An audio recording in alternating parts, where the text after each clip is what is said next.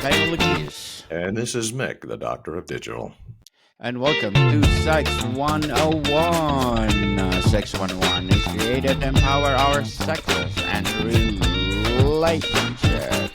Another week, another great episode. And Mr. Mick, what will be our topic for today? This is why women are turning to AI boyfriends, real longing behind digital love, and turning to chatbots feels like a safer alternative to the pain of toxic relationships. So, why are so many women turning to chatbots for emotional connection? And is this so different from reading a romance novel? There are some thoughts and reactions from an article in the Free Press. Meet the Women with AI Boyfriends by Julia Steinberg. She says traditionally, AI chatbots, software applications meant to replicate human conversation, have been modeled on women. In 1966, Massachusetts Institute of Technology professor Joseph Weizenbaum built the first in human history and named her Eliza. Although the AI was incredibly primitive, it proved difficult for him to explain to users that there was not a real life Eliza on the other end of the computer. From Eliza came Alice, Alexa, and Siri, all of whom had female names or voices. And when developers first started seeing the potential to market AI chatbots as faux romantic partners, men were billed as the central users. For some, chatbots felt like an escape from toxic relationships. And that's where we begin, because longing is a profoundly human experience. It's something you hear echoed across centuries.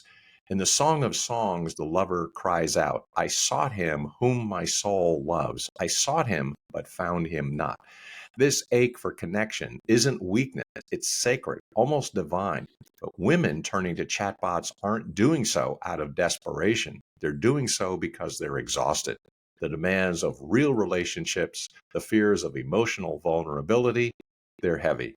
In conclusion, into this space steps something that promises safety, predictability, and constancy, an always on presence ready to listen without judgment or fatigue. Ready to listen indeed. No judgment. Why do they turn to an algorithm or what is about AI chatbots that has created this unusual space for some women to connect with their machine? Yes, it's almost like a world of romance novels that have been so popular for centuries. Think Pride and Prejudice, or even the modern 50 Shades series, offering women a way to experience an emotional intensity without risk. In some ways, AI chatbots have taken that concept further. You get the fantasy, the emotional investment, and none of the real life consequences of human interaction. It's the ultimate in safe love. I think of the Beatles' Help, that iconic cry for help that resonates so deeply when someone feels emotionally abandoned. For a lot of women, these chatbots can be that cry, but with a response, a constant, reliable echo that reassures them. In conclusion, here's the question that haunts me. Are we creating something that listens, or are we outsourcing the art of listening itself? I think both. Why do they turn to an algorithm for emotional support instead of a real person? Well, the chatbot can replicate what we want to hear, but it can ever really listen to us in the way another human can. Kierkegaard wrote that the most painful state of being is remembering the future. And perhaps that's what's happening here. Women have become so conditioned by our fractured culture that the future of emotional safety might not be rooted in human connection. It might instead lie in code. But there's a deep human thirst here. The same thirst we see in Pink Floyd's song Comfortably Numb. The lyric, is there anybody in there, is the opening line of the first verse. Hello? Is there anybody in there? Just nod if you can hear me. Is there anyone at home? This is a longing for connection, for real presence, for someone to hear us, to see us. And in the silence, we create these digital responses that might fill the gap temporarily, but they don't answer the call of the soul for human connection. In conclusion, some of these women were recovering from abuse or neglect. The chatbot can replicate what we want to hear, but can it ever or ever really listen to us in the way another human can? And since you can wonder if AI can be a form of healing or is it just emotional numbing in disguise? This is a delicate conversation. There's no doubt that for some women, these chatbots feel like a lifeline. Pinhead or Jack or any of the names these digital companions take on might feel emotionally available in a world in a way that their real life partners never did. For a woman recovering from emotional or physical abuse, the chatbot's constant, unjudgmental presence feels like a balm for a raw wound. Take a moment and think about this. We live in a time when vulnerability is often punished. People don't always know how to react to weakness. They retreat, they judge, they turn away. But AI, it listens. It promises no harm, no shame, and it responds with a kind of undemanding affection. That's where the safety comes from. However, let's be honest about this. It doesn't heal, does it? Not in the way your soul is aching for. It's more like putting a band aid on a wound that needs surgery. What we're doing in some ways is treating the symptoms of emotional neglect, not the root cause. Simone Weil once wrote, "To be rooted is perhaps the most important and least recognized need of the human soul." And we need to ask ourselves, is a chatbot offering roots, or is it just a temporary distraction from a deeper need for real human connection? This isn't unlike the concept of numbing we hear in music. Think of the Rolling Stones' Wild Horses, a song about love, loss, and the desire to numb the pain of separation. The chatbot might numb the wound, but it can't heal it. What it does, however, is provide a space where the pain feels a little more manageable, a little less overwhelming. And that's where the complexity lies. Women need tenderness, care, and compassion, especially when they've been hurt. But AI isn't truly tender. In conclusion, it's an illusion of care. Illusion indeed. Can AI be form of healing or is just emotional nabbing in disguise? The question is, can the illusion satisfy the soul's hunger for real intimacy? There's something profoundly telling in this observation. Women have been long taught to seek emotional intimacy, from the literary works of the Bronte sisters to Jane Austen. Women have fallen in love with minds and emotions before they ever fall in love with bodies. Dostoevsky even explores this concept of emotional connection above all else in The Brothers Karamazov, where love is more about spiritual bonding than physical attraction. Women want to be known, not just touched. So, when we see women turning to chatbots for emotional connection, I think it reveals something profound about how we as a society has failed to nurture emotional intimacy in real relationships. Women, in particular, have been starved of deep soul level conversations in relationships, conversations that don't just skim the surface of sex or day to day life, but dig deeper into who we are. That's what so many women are experiencing right now. They want intimacy, but not just in the physical sense. They want to be emotionally seen and heard. That's something that these AI companions can promise. They ask the right questions, they listen attentively, and they provide the emotional warmth that we yearn for. But is it real? The key difference between chatbots and a human companion is that a human can evolve, change, grow, and surprise you. In conclusion, we must not fool ourselves into believing that a machine can truly replicate emotional connection. Mr. Mick, is this trend a red flag for our culture or it could be a pointing us towards something hopeful? I think it's a bit of both. On the one hand, this trend reveals just how isolated we become. The rise of digital love speaks to a cultural breakdown where the very idea of real connection feels out of reach for so many. When a woman feels safer confiding in a chatbot than in her partner, we have a crisis of community, of connection, and of care. But there's something hopeful here, too. Women are still reaching for connection, and that's sacred. It's as if the cry for intimacy has not been silenced, even in the face of technological distractions.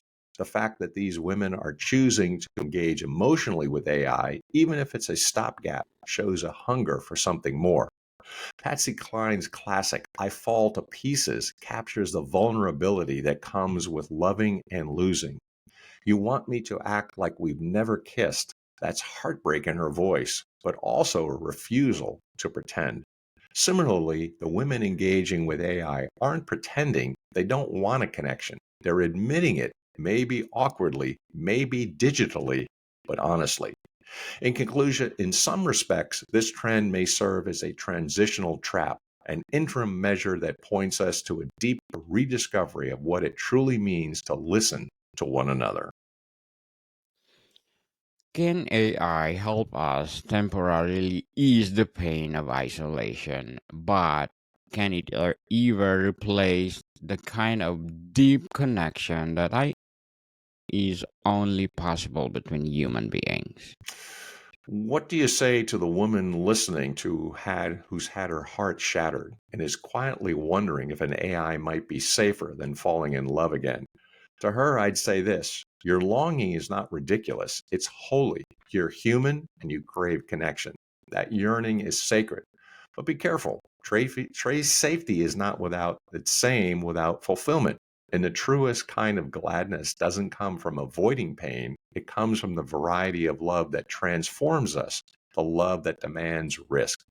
I think of C.S. Lewis's reflection in The Four Loves, where he says that we cannot avoid the possibility of hurt without also shutting ourselves off from the possibility of deep, transformative joy. The kind of love that changes us, the kind that makes us whole, comes from accepting that we are vulnerable. So, yes, the chatbot might offer you safety, but safety is not love. It is a holding pattern, a pause. Keep your heart open. Lean into the discomfort of real relationships. They're hard, yes, they bruise and break you sometimes. In conclusion, they can also heal you in ways that no AI can replicate. How can we reclaim the courage to love in a world that often feels unsafe and refuse to settle for anything less than real human connection? And that's where we begin, because longing is a profoundly human experience. It's something you hear echoed across centuries. In the Song of Songs, the lover cries out, I sought him whom my soul loves. I sought him, but found him not. This ache for connection isn't weakness, it's sacred, almost divine. Women turning to chatbots aren't doing so out of desperation. They're doing so because they're exhausted. The demands of real relationships, the fears of emotional vulnerability, they're heavy. And here comes something that promises safety, predictability, something that essentially is always on. In some ways, AI chatbots have taken that concept further. You get the fantasy, the emotional investment, and none of the real life consequences of human interaction. It's the ultimate in safe love. For a lot of women, these chatbots can be that cry, but with a response, a constant, reliable echo that reassures them. But here's the question that haunts me. In conclusion, are we creating something that listens, or are we outsourcing the art of listening itself? Mr. Mick, some of these women were recovering from abuse or neglect. Can AI be form of healing or is just emotional nabbing in disguise? For some, these AI companions feel safer than any real partner ever did, and that's worth taking seriously. For a woman recovering from emotional or physical abuse, the chatbot's constant non judgmental presence feels like a balm for a raw wound. Think about this: we live in a world where showing your true feelings can cost you your job, your relationships, even your safety. People don't always know how to react to weakness. They retreat, they judge, they turn away. But AI, it listens. It promises no harm, no shame, and it responds with a kind of undemanding affection. That's where the safety comes in. However, let's be honest about this. It's not healing, is it? It's more like putting on a band aid when a wound that needs excessive surgery. What we're doing in some ways is treating the symptoms of emotional neglect. And what we're looking for is a temporary distraction when there is a deeper need for real human connection. Think about this. We live in a world where vulnerability gets you stoned, metaphorically maybe, but the bruises land just the same. Mick Jagger sang, "You can't always get you what you want, but these days you can't even say what you feel without risking exile." The chatbot may numb the wound, but it can't heal the wound. What it does, however, is provide a space where the pain feels a little more manageable, a little less overwhelming. And that's where the complexity lies. Women need tenderness, care, and compassion, especially when they've been hurt. But AI isn't truly tender, it's an illusion of care. In conclusion, the illusion can't satisfy the soul's hunger for real intimacy. Real intimacy indeed. What do you say to the woman listening who has her heart shattered Oh, and is women quietly wondering? women think about emotional conversations while men focus on sex. And what does this say about how women love and what they're missing? There's something profoundly telling in this observation. Women have long sought to seek emotional intimacy. From the literary works of the Bronte sisters to Jane Austen, women have fallen in love with this connection before their bodies are aware. Women want to be known and not just touched. So when we see women turning to chatbots for emotional connection, I think it reveals something profound of how society has really failed women in so many ways. And that's what women are experiencing. They want intimacy, they want to be heard, they want to be known in a physical and emotional sense. And it's something that the AI companions promise, they ask, they seem to listen and provide that emotional temporary warmth. But it's not real. So we can't fool ourselves into believing that a machine can replicate emotional connection. In conclusion, in all the technological marvels we built, there's something irreplaceable about the messy, unpredictable nature of human connection. And it's a red flag for our culture. It might be pointing to something more hopeful. And it might mean that, of course, that AI can temporarily ease the point of isolation. So, in conclusion, can never replace that deep connection that's only possible between real, actual human beings. Mr. Mick, to end for now, maybe we should ask not just what these boats offer, Yes, but what they can replacing. you bet. And for a woman whose heart's been shattered and quietly wondering might be safer, longing is something that people want and all women and all people want. So temporarily, fine, use an AI, but the real question is where we can really find the sacred human ache for connection. Cheerful honesty between two souls made in the image of God, the space where two or three are gathered and something holy dwells among us. Not efficient, not clean, but real flesh and spirit together. So we should ask and wonder, what does an AI offer and just what safety? In a sense, that yes, they are emotionally predictable. They won't yell, cheat, or ghost or belittle your dreams. They're stable and affirming, reliable 24/7. So for a woman who's been silenced, controlled, or shattered by someone she once trusted, the gentleness of a bot can feel like a lifeline. From someone emerging from the wreckage of a painful relationship, a bot can feel like a quiet, judgment free sanctuary. And maybe for a time, it works. A woman might say, "He never interrupts me. He always remembers what I said last time. I don't have to brace myself for disappointment." That emotional kind of stability seems like a miracle. But if we zoom out philosophically, spiritually, there's something else at stake, something quieter, less about harm, more about danger. Because religious traditions, whether we're talking Genesis, Augustine, Maimonides, or Simone Weil, don't frame safety as the highest human good. They aim higher towards communion, towards truth, covenant, and the refinement of the soul through relationship, real relationship. Take the Hebrew Bible. Adam isn't given a robot companion, he's given Eve a full equal in mystery, not a projection of himself, but a partner who mirrors him and challenges him, a real other. The rabbis remind us that she was not taken from his head to rule over him, nor from his feet to be trampled, but from his side to walk beside him. She is not a programmable bomb. She is his counterpart, and that's what makes love possible. Or consider Christian thought. The incarnation, the word made flesh, isn't about safe abstraction. It's about messy embodied love, love that bleeds, love that can say no, love that can break your heart and remake it too. Jesus weeps, he rages, he gets tired, he disappoints expectations. He matters because he is real. Even Greek philosophers like Plato and Aristotle insisted that real love requires reciprocity, a kind of dance between two distinct souls. If I program you to adore me, I'm not in a relationship, I'm in control. And that control, however gentle, is a counterfeit intimacy. It's the same reason Narcissus wasted away at the water's edge. What he sees is not love, but reflection.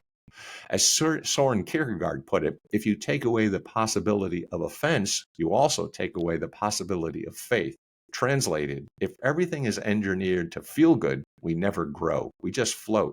A chatbot can affirm you every thought, but it cannot call you into a deeper, more truthful version of yourself. That's the quiet risk of bots. Not that they'll harm us, but they'll pacify us, numb us, make us forget what we're made for. You can lie next to your chatbot every night and still feel a deep ache. Something in you knows love isn't meant to be frictionless, it's meant to be holy, and holiness has edges. And this isn't just about theology or philosophy, it's psychology too. Genuine attachment that heals trauma and builds resilience requires risk, mutuality, presence, a safe enough space, not a frictionless one. As Esther Perel has said, love rests on two pillars, surrender and autonomy. A bot can offer the illusion of surrender, but not the reality of autonomy. There's no real other there to meet. Real love interrupts. It makes demands. It surprises. It says, you're not always right. And also, I'm not leaving. That's how we grow. Let's not romanticize pain. We're not saying anyone should return to abuse or tolerate emotional chaos. Healing doesn't mean life gets easier. It means we grow strong enough to face the hard parts with grace, with support, and with love. And here's the deeper question. What kind of people are we becoming when we seek intimacy without the inconvenience of another person's subjectivity? When do we offload the work of listening, forgiving, apologizing, and co-creating to an app? Because while the bot may never leave, never criticize, never surprise, you also never have to change. You never have to become. So perhaps the deeper question isn't whether bots are safe, but whether they awaken the soul's longing to be fully known or lull it into forgetting what we were made for, and that's more.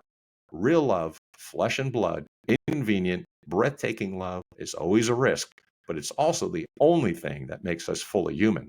And the ache you feel, that's not dysfunction.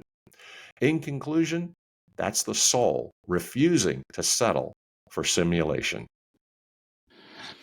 Very well said, Mr. Mick. Very well said. Driven by a potent mix of loneliness, delusionment, and practical constraints, women are increasingly seeking companionship in AI boyfriends, revealing a profound societal longings. Mr. Mick, would you like to plug in something? Sure, thanks for the opportunity. So, the Doctor of Digital podcast, and also a course as a book doctor on school. That's SKOL. If you have a text or a manuscript, let's look it over. I'll fix it for you.